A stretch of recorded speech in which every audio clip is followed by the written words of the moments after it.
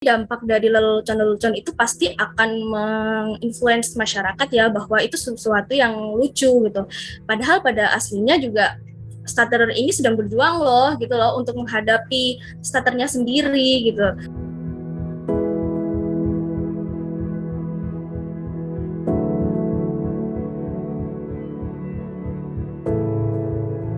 Oke, jadi gagap itu merupakan suatu kondisi bicara yang disertai dengan ketidaklancaran.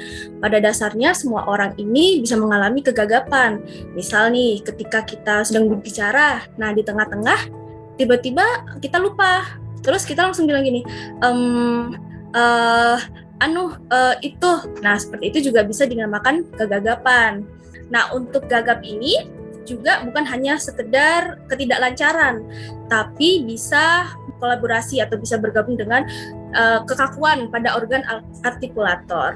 Kalau sebagai sastra berbicara, stuttering itu atau gagap merupakan kasus gangguan berbicara atau gangguan komunikasi pada irama kelancaran. Jadi karena terganggunya irama kelancaran ketika berbicara, maka bagi penderita gagap mengalami adanya perpanjangan, pengulangan, penghentian, dan penahanan.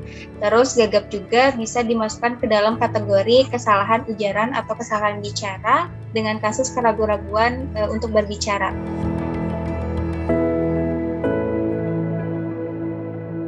Jadi ada beberapa tindakan yang bisa kita lakukan sebagai non-stutterer untuk berinteraksi dengan orang-orang yang gagap. Seperti contohnya, kita mendengarkan pembicaraan stutterer itu sampai habis.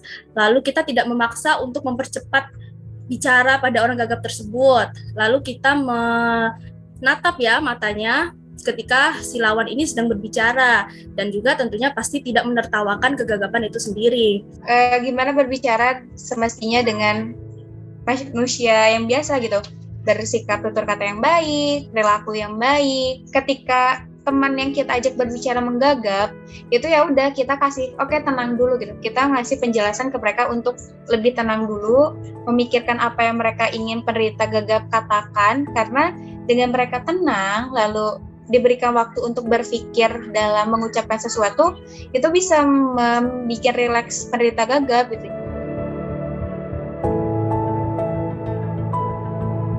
Dampak dari lelucon-lelucon itu pasti akan menginfluence masyarakat ya, bahwa itu sesuatu yang lucu gitu. Padahal pada aslinya juga stutterer ini sedang berjuang loh gitu loh untuk menghadapi stutternya sendiri gitu. Sebenarnya kalau untuk itu dalam penderita gagap sendiri itu ada yang memaklumi, ada juga yang masih belum bisa menerima. Ya emang mungkin lucu gitu bagi kalangan orang, tapi kan untuk penderita gagap sendiri, jika penyakitnya itu dijadikan bahan lelucuan juga kan nggak bagus juga.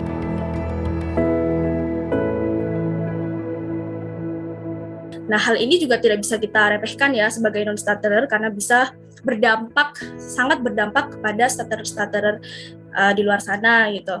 Hal yang pasti berdampak yang pertama pastinya pada psikologis si stutterer itu, karena apabila sudah dibully sedemikian rupa pasti akan menurunkan kepercayaan diri untuk berbicara atau berinteraksi dengan orang lain. Pasti secara mental kena, psikisnya kena, mereka jadi nggak percaya diri, terus kalau mau ngomong juga jadi takut karena kegagapannya, karena itu faktor bullying yang mereka dapat gitu.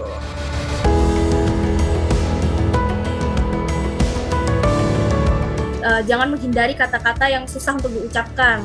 Sebagian orang ya yang stutter ini ketika menemukan kata atau bunyi kata yang susah untuk diucapkan pasti akan diam atau tidak mengatakannya. Nah, hal ini bisa diatasi dengan latihan sendiri di rumah, misal di kamar atau di tempat yang sepi yang tidak terdengar banyak orang. Nah, seperti itu kan bisa dibuat latihan.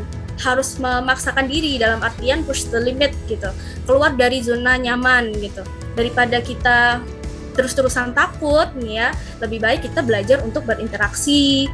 Mereka udah tahu nih kata-kata apa ataupun kegiatan-kegiatan, situasi-situasi apa yang mereka terjadi kegagapan. Mereka itu penderita gagap harus berlatih di ketakutan-ketakutan mereka. Karena ketika mereka melatih bicara mereka di situasi yang mereka takuti, mereka akan terbiasa untuk menghadapi situasi tersebut lagi gitu.